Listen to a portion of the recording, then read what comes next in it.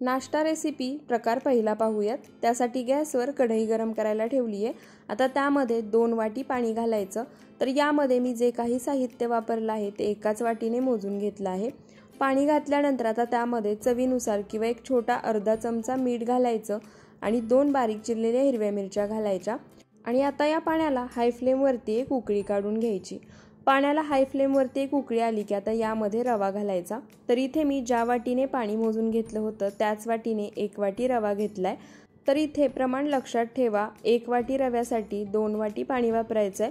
रवा पाण्यामध्ये घातला की गुठळ्या न होता पाण्यामध्ये मिक्स करून घ्यायचा आणि अशा पद्धतीनेच एकसारखा मिक्स करत रवा जोपर्यंत कढईला चिटकायचा बंद होत नाही आणि छान वाफलत नाही तोपर्यंत मिक्स करून घ्यायचा। तर इथे रवा पाण्यामध्ये एकसारखा मिक्स करून घेतलाय, छान वाफललाय म्हणजे शिजलाय सुद्धा। तुम्ही बघू शकता रवा वाफलल्यानंतर म्हणजे शिजल्यानंतर अगदी दुप्पट झालाय। आता हा शिजलेला रवा एका मोठ्या भांड्यामध्ये किंवा परातीमध्ये काढून घ्यायचा। तर इथे मी परात घेतली आहे। आता यामध्ये हा रवा काढायचा आणि चमच्याने पसरवून घ्यायचा म्हणजे लगेच थंड होईल। तर इथे रवा चमच्याने पसरवून घेऊन एक 5 मिनिटं मी थंड करून घेतलाय। त्यानंतर आता हा रवा छान स्मूथ होईपर्यंत मळून घ्यायचा। रवा हाताने मळून घ्यायचा आणि मळून घेताना जर तो हाताला चिटकत असेल तर इथे मी एका वाटीमध्ये तेल घेतलंय। हे तेल लागेल असं थोडं थोडं हाताला लावायचं आणि हा रवा एकदम स्मूथ होईपर्यंत छान असा मळून घ्यायचा। आणि हा रवा मळून घेताना फक्त एक चमचाभर तेलाचा उपयोग होतो, त्यापेक्षा जास्त तेल लागतही नाही। तर इथे लागेल असं थोडं थोडं हाताला तेल लावत छान स्मूथ असा हा रवा मळून घेतलाय आणि तुम्ही बघू शकता किती छान गोळा तयार झालाय। दिसतानाही एकदम स्मूथ आणि सिल्की दिसतोय। आता मळून घेतलेल्या रव्यातला एक गोळा घ्यायचा। तर फक्त लिंबा एवढा गोळा तयार करून घ्यायचा आहे। तर इथे मळलेला रवा हातावरती घ्यायचा आणि दोन्ही हाताच्या मध्ये धरून त्याला गोलाकार आकार द्यायचा। गोलाकार आकार दिला की हाताने मध्यभागी प्रेस करायचं आणि आपण जसे मेदूवडे बनवतो अगदी त्याच पद्धतीने त्याला आकार द्यायचा। आणि आता अशाच पद्धतीने मळून घेतलेल्या सर्व रव्याचे मी मेदूवडे तयार करून घेते। तर इथे मळून घेतलेल्या सर्व रव्याचे मी मेदूवडे बनवून घेतले आहेत। आता हे मेदूवडे आपण तळून घेऊयात। मेदूवडे तळण्यासाठी मी गॅसवर आधीच तेल गरम करायला ठेवलं होतं। आता त्यामध्ये थोडंसं पीठ सोडून बघूया। तुम्ही बघू शकता पीठ तेलामध्ये सोडल्यानंतर अगदी थोडा वेळ तेलामध्ये राहतंय आणि त्यानंतर वरती येते। अशा पद्धतीनेच तेल गरम करून घ्यायचंय। त्यानंतर गॅसचा फ्लेम हाय ठेवायचा आणि फक्त 4 ते 5 मेदूवडे तेलामध्ये सोडायचे, त्यापेक्षा जास्त मेदूवडे तेलामध्ये सोडायचे नाहीत आणि तळायचे नाहीत। मेदूवडे तेलामध्ये सोडले की 1 मिनिटभर तरी ते चमच्याने हलवायचे नाहीत, नाहीतर खालच्या बाजूने तुटू शकतात। 1 मिनिटभर मेदूवडे खालच्या बाजूने तेलामध्ये तळून घेतले की आता चमच्याने ते पलटी करायचे आणि दुसऱ्या बाजूनेही तळून घ्यायचे। आणि आता अशाच पद्धतीने मध्यम आचेवरती हे मेदूवडे अलटी पलटी करत हलका सोनेरी रंग येईपर्यंत तळून घ्यायचे। मेदूवडे मध्यम आचेवरतीच तळून घ्यायचे म्हणजे ते आतून छान जाळीदार वरून कुरकुरीत होतात आणि त्यामध्ये तेलही शिल्लक राहत नाही। जर तुम्ही लो फ्लेमवरती हे मेदूवडे तळून घेतले तर त्यामध्ये तेल जास्त प्रमाणात राहण्याची शक्यता असते आणि खातानाही तेल लागतं। हाय फ्लेमवरती तळून घेतले तर मेदूवडे वरून लगेच लालसर होतील आणि आतून कच्चे राहतील, जाळीदार होणार नाहीत। त्यासाठी मध्यम आचेवरतीच मेदूवडे अलटी पलटी करत सोनेरी रंग येईपर्यंत तळून घ्यायचे। तर इथे अलटी पलटी करत मेदूवडे दोन्ही बाजूनी छान सोनेरी रंग येईपर्यंत तळून घेतले आहेत। आता हे मेदूवडे एखाद्या किचन पेपरवरती काढून घेऊयात आणि राहिलेले मेदूवडेही मी अशाच पद्धतीने फ्राय करून घेणार आहे। हे मेदूवडे बनवताना आपण यामध्ये इनो किंवा सोडा काहीही वापरलं नाही, तरी हे मेदूवडे आतून एकदम जाळीदार आणि वरून कुरकुरीत तयार होतात। आणि हे मेदूवडे मी नारळाच्या चटणीसोबत सर्व केले होते। तुम्ही मुलांना टोमॅटो केचप सोबत सुद्धा देऊ शकता किंवा शेंगदाणा चटणी दह्यासोबत सुद्धा खाऊ शकता। चवीला एकदम भन्नाट अप्रतिम लागतात, वरून एकदम कुरकुरीत आणि आतून जाळीदार तयार होतात। नेहमी पोहे उपमा खाण्यापेक्षा एकदा हे रव्याचे मेदूवडे बनवून नक्की ट्राय करा। मोठ्यांनाच काय मुलांना सुद्धा खूप आवडतील। नाश्ता रेसिपी प्रकार दुसरा पाहूयात। त्यासाठी इथे एक मिक्सिंग बाउल घेतलाय। आता त्यामध्ये इथे मी 1 वाटी स्वच्छ चाळून घेतलेलं ज्वारीचं पीठ घेतलंय, ते घालायचं। यामध्येही वापरलेलं सर्व साहित्य मी एकाच वाटीने मोजून घेतलंय। त्यानंतर ज्या वाटीने ज्वारीचं पीठ घेतलं होतं त्याच वाटीने पाव वाटी तांदळाचं पीठ घ्यायचं। पाव वाटी म्हणजे अर्ध्या वाटीपेक्षा थोडंसं कमी। चमच्यानी घ्यायचं असेल तर 5 मोठे चमचे तांदळाचं पीठ या ठिकाणी घ्यायचं आहे। तांदळाचं पीठ यामध्ये घालणं पूर्णपणे ऑप्शनल आहे, पण ज्वारीचं पीठ भुसभुशीत असतं, त्यामुळे तांदळाचं पीठ घातलं की या पदार्थाला छान बाइंडिंग येते आणि खुसखुशीतपणा, कुरकुरीतपणा सुद्धा येतो। आता ज्या वाटीने ज्वारीचं पीठ आणि तांदळाचं पीठ घेतलं होतं त्याच वाटीने इथे 1 वाटी मी पाणी घेतलंय। थोडं थोडं पाणी या पिठांमध्ये घालायचं आणि मिक्स करून घ्यायचं। मिक्स करून घेत असताना यामध्ये अजिबात गुठळ्या झाल्या नाही पाहिजेत, अशा पद्धतीने अगदी थोडं थोडं पाणी घालायचं आणि मिक्स करून घेत राहायचं। तर इथे मी सुरुवातीला ज्या वाटीने ज्वारीचं आणि तांदळाचं पीठ घेतलं होतं त्याच वाटीने 1 वाटी पाणी घेतलं होतं, ते पूर्ण पाणी मी यामध्ये घालून मिक्स करून घेतले आणि पुन्हा त्याच वाटीने 1 वाटी आणखी पाणी घेतले। आता थोडं थोडं पाणी घालायचं आणि मध्यम सैलसर असं हे बॅटर तयार करून घ्यायचं। तर इथे तुम्ही बघू शकता अशा पद्धतीने मध्यम सैलसर असं हे बॅटर तयार करून घ्यायचंय।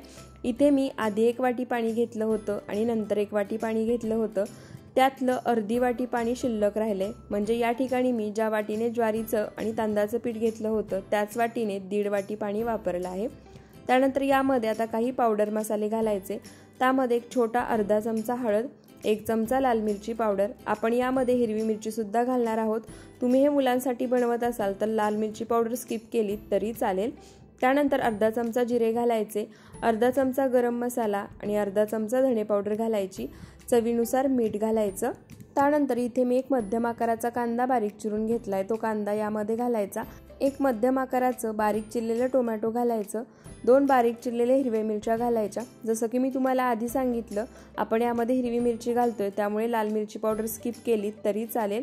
बारीक चिरलेली कोथिंबीर घालायची आणि इथे मी अर्ध लिंबू घेतले, या अर्ध्या लिंबाचा रसही यामध्ये घालायचा। लिंबाचा रस घातल्यामुळे या पदार्थाला छान चटपटीतपणा येतो। तुम्ही या ठिकाणी लिंबू घालायचं नसेल तर अर्धी वाटी ताक घातलं तरी चालेल। आता हे सर्व साहित्य पुन्हा एकदा एकसारखं मिक्स करून घ्यायचं। जर हे बॅटर तुम्हाला घट्टसर वाटत असेल तर यामध्ये 2 ते 3 चमचे पाणी आणखी तुम्ही घालू शकता। मलाही हे बॅटर थोडंसं घट्टसर वाटतंय, त्यामुळे मीही या ठिकाणी 2 ते 3 चमचे पाणी यामध्ये ॲड करणार आहे। पाणी घातल्यानंतर पुन्हा हे एकसारखं मिक्स करून घ्यायचं। तर इथे एकदम परफेक्ट बॅटर तयार झालंय। बॅटरची तुम्ही कन्सिस्टन्सी सुद्धा पाहू शकता। अशाच कन्सिस्टन्सीचं बॅटर तुम्हालाही बनवून घ्यायचं आहे। बॅटर घट्टसर वाटत असेल तर यामध्ये आणखी 1-2 चमचे पाणी ॲड करू शकता। त्यानंतर गॅसवर तवा गरम करायला ठेवलाय, मी इथे नॉनस्टिकचा तवा वापरतीये। त्यानंतर तव्याला तेलाने ग्रीस करून घ्यायचं। तर हा पदार्थ बनवण्यासाठी मी फक्त सुरुवातीला तेलाने तव्याला ग्रीस करून घेणार आहे। यानंतर हा पदार्थ बनवताना थोडंही तेल वापरायचं नाही। तव्याला तेलाने ग्रीस करून झालं की आता यावरती आपण तयार केलेलं जे मिश्रण आहे, बॅटर आहे, ते सोडायचं। इथे मी 2 ते 3 छोट्या पळ्या बॅटर तव्यावरती सोडून घेतले। बॅटर तव्यावरती सोडलं की हलक्या हाताने पसरवून घ्यायचं आणि एकदम पातळसर पसरवून घ्यायचं नाही, थोडंसं जाडसरच ठेवायचं। बॅटर तव्यावरती पसरवून घेतलं की आता त्यावरती झाकण ठेवायचं आणि मध्यम आचेवरती खालच्या बाजूने छान खरपूस असं भाजून घ्यायचं। तर इथे आपण ज्वारीच्या पिठाची धिरडी बनवतोय। त्यानंतर हे धिरडं खालच्या बाजूने भाजून झालं की आता त्यावरचं झाकण काढायचं। या ठिकाणी जर तुम्हाला हवं असेल तर थोडंसं तेल तुम्ही यावरती सोडू शकता, नाही सोडलं तरी काहीही हरकत नाही। त्यानंतर आता चमच्याने हे पलटी करून घ्यायचं आणि दुसऱ्या बाजूनेही छान खरपूस असं भाजून घ्यायचं। तुम्ही इथे बघू शकता वरच्या बाजूने हे धिरडं छान खरपूस असं भाजून झाले। अशाच पद्धतीने हे दुसऱ्या बाजूनेही छान खरपूस असं भाजून घ्यायचं। गॅसचा फ्लेम मीडियम टू लो ठेवायचा, हाय फ्लेमवरती भाजायचं नाही, नाहीतर वरून भाजलं जाईल आणि आतून तसंच कच्चं राहील। तर इथे तुम्ही बघू शकता दोन्ही बाजूने हे धिरडं छान खरपूस असं भाजून घेतलंय। आता हे आपण एका ताटामध्ये काढून घेऊयात आणि राहिलेल्या पिठाची धिरडीही अशाच पद्धतीने बनवून घेऊयात। तर इथे ज्वारीच्या पिठाची मस्त अशी धिरडी बनवून तयार झाली आहे। सर्व पिठाची मी धिरडी बनवून घेतली आहेत। ही धिरडी तुम्ही चटणीसोबत किंवा टोमॅटो केचपसोबत मुलांना देऊ शकता, चवीला एकदम भन्नाट अप्रतिम लागतात। मुलांच्या टिफिनला सुद्धा देऊ शकता, एकदा नक्की बनवून ट्राय करा। नाश्ता रेसिपी प्रकार तिसरा पाहूया। त्यासाठी इथे एका मिक्सिंग बाउलमध्ये 1 वाटी स्वच्छ चाळून घेतलेलं गव्हाचं पीठ घ्यायचं। यामध्येही मी जे काही साहित्य वापरणार आहे तेही एकाच वाटीने मोजून घेतले। त्यानंतर यामध्ये ज्या वाटीने गव्हाचं पीठ घेतलं आहे त्याच वाटीने अर्धी वाटी दही घ्यायचं। दही इथे मी नॉर्मल आंबट घेतले, जास्त आंबट दही या ठिकाणी वापरायचं नाही। त्यानंतर सुरुवातीला थोडंही पाणी न घालता आपण जे यामध्ये दही घातलं आहे त्या दह्यामध्येच हे गव्हाचं पीठ मिक्स करून घ्यायचं। गव्हाचं पीठ दह्यामध्ये मिक्स करून घेतलं की त्यानंतर ज्या वाटीने गव्हाचं पीठ आणि दही घेतलं होतं त्याच वाटीने इथे मी 1 वाटी पाणी घेतलंय। आता थोडं थोडं करून पाणी यामध्ये घालायचं आणि हे पीठ एकसारखं मिक्स करून घ्यायचं। पाणी घालून हे पीठ मिक्स करून घेत असताना यामध्ये अजिबात गुठळ्या नाही झाल्या पाहिजेत अशा पद्धतीनेच हे मिक्स करून घ्यायचंय। तर इथे लागेल असं थोडं थोडं पाणी घालून मी छान असं बॅटर तयार करून घेतलं आहे। तुम्ही बघू शकता एकदम स्मूथ बॅटर तयार झालंय, यामध्ये कुठेही गुठळ्या नाहीयेत। आणि या ठिकाणी मी 1 वाटी पाणी घेतलं होतं ते सर्व पाणी यामध्ये वापरलंय। तुम्हाला जर यापेक्षा थोडंसं जास्त पाणी लागलं तरी वापरू शकता, कारण मी या ठिकाणी जो विकत आटा मिळतो तो वापरला आहे। तुम्ही जर घरचं गव्हाचं पीठ वापरत असाल तर तुम्हाला थोड्या जास्त प्रमाणात पाणी लागू शकतं। त्यानंतर यामध्ये 1 चमचा आलं लसणाची पेस्ट घालायची, अर्धा चमचा ओवा घेतलाय तो हातावरती घ्यायचा आणि अशा पद्धतीने चुरून यामध्ये घालायचा, म्हणजे ओव्याचा फ्लेवर त्या पदार्थामध्ये छान उतरतो। त्यानंतर अर्धा चमचा हळद घालायची, अर्धा चमचा काश्मीरी लाल मिरची पावडर घालायची, ही मिरची पावडर तिखटाला कमी असते। अर्धा चमचा गरम मसाला घालायचा आणि चवीनुसार मीठ घालायचं। आणि आता हे सर्व पावडर मसाले या मिश्रणामध्ये एकसारखे मिक्स करून घ्यायचे। या पदार्थामध्ये सुद्धा आपण इनो किंवा सोडा काहीही वापरणार नाहीये, त्यामुळे हा पदार्थ खाण्यासाठी एकदम पौष्टिक आहे। त्यानंतर हा पदार्थ आणखी पौष्टिक बनवण्यासाठी यामध्ये आपण भाज्या घालून घेऊयात। त्यासाठी इथे मी 2 बारीक चिरलेल्या हिरव्या मिरच्या, 1 मध्यम आकाराचा बारीक चिरलेला कांदा, अर्धी वाटी बारीक चिरलेला कोबी, अर्धी बारीक चिरलेली शिमला मिरची, बारीक चिरलेली कोथिंबीर आणि 1 मोठा बारीक चिरलेला टोमॅटो घेतलाय तो यामध्ये घालायचा। तुम्ही या ठिकाणी तुमच्या आवडीच्या सर्व भाज्या, पालेभाज्या सुद्धा घालू शकता। त्याचप्रमाणे तुम्हाला जर आवडत असेल तर तुम्ही यामध्ये काकडी सुद्धा खिसून घालू शकता।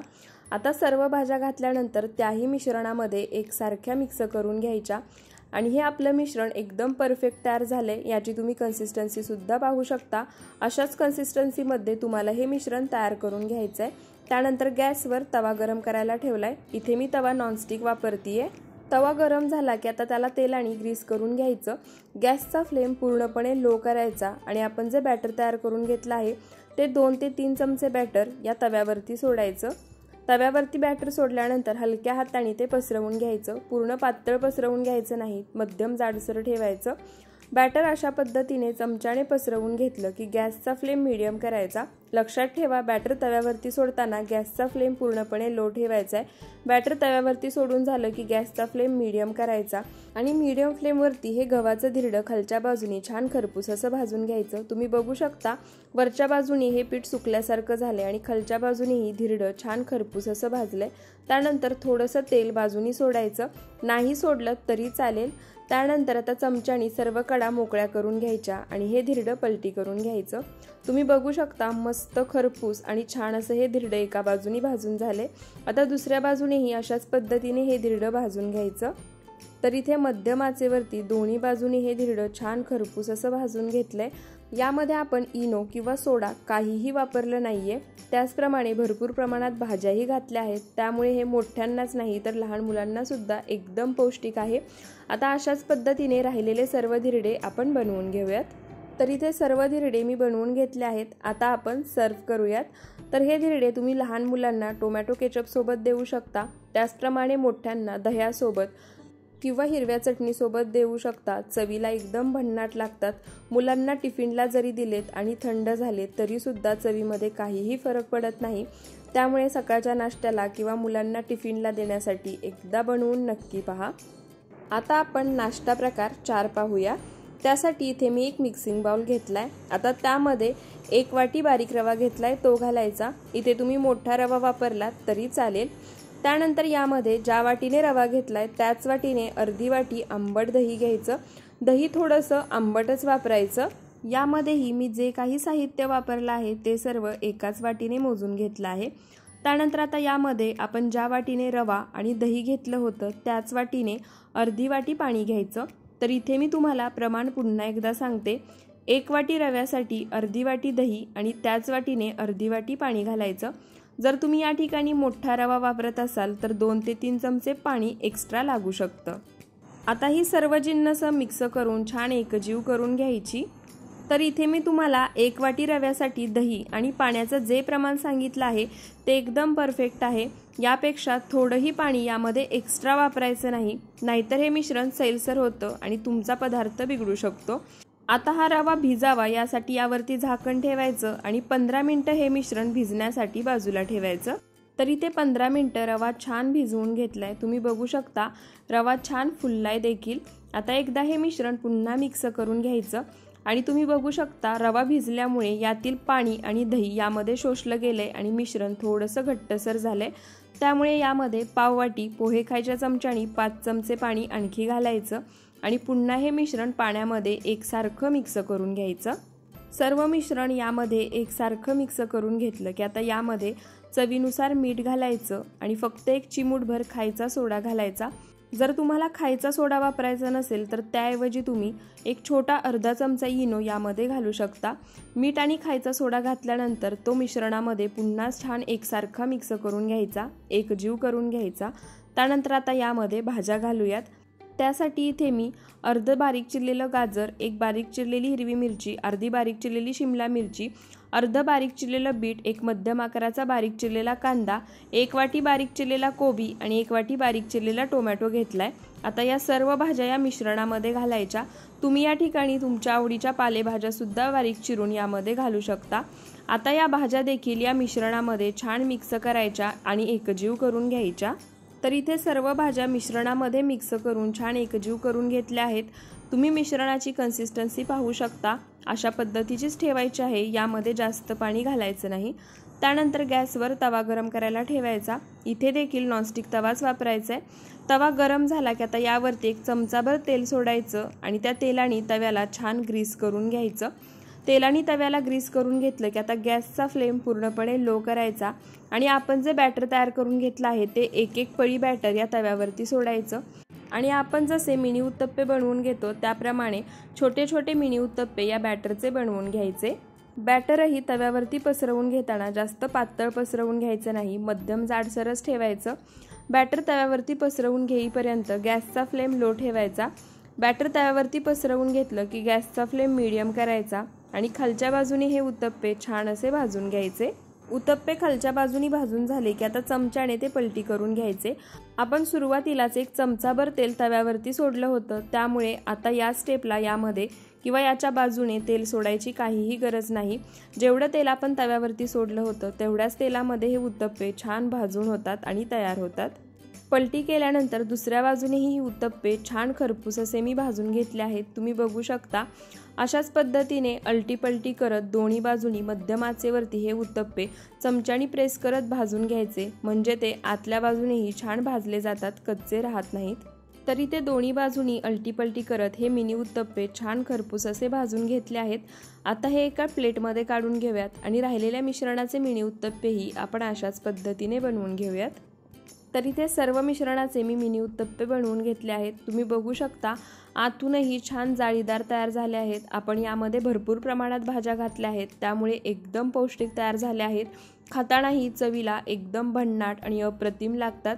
मी टोमॅटो आणि कोथिंबीरीच्या चटणीसोबत हे मिनी उत्तप्पे सर्व केले होते। तुम्ही दह्यासोबत, टोमॅटो केचपसोबत किंवा नारळाच्या शेंगदाण्याच्या चटणीसोबत सर्व करू शकता। एकदम पौष्टिक आहेत, मुलांना टिफिनला सुद्धा देऊ शकता, त्यामुळे एकदा बनवून नक्की ट्राय करा। तर इथे आपले सकाळच्या नाश्त्यासाठी फक्त 15 मिनिटात बनवता येतील असे मस्त पौष्टिक पदार्थ बनवून तयार झाले आहेत। तुम्हीही घाई गडबडीमध्ये काहीतरी पौष्टिक बनवायचं असेल तर हे नाश्त्याचे पदार्थ मुलांना टिफिनला सुद्धा बनवू शकता। तुम्हाला जर आजचा हा रेसिपी व्हिडिओ आवडला असेल तर व्हिडिओला जास्तीत जास्त शेअर करा, व्हिडिओला लाईक आणि कमेंट करायला विसरू नका आणि अशाच रेसिपीसाठी आपल्या सरिताज किचन मराठीला सबस्क्राईब नक्की करा। धन्यवाद।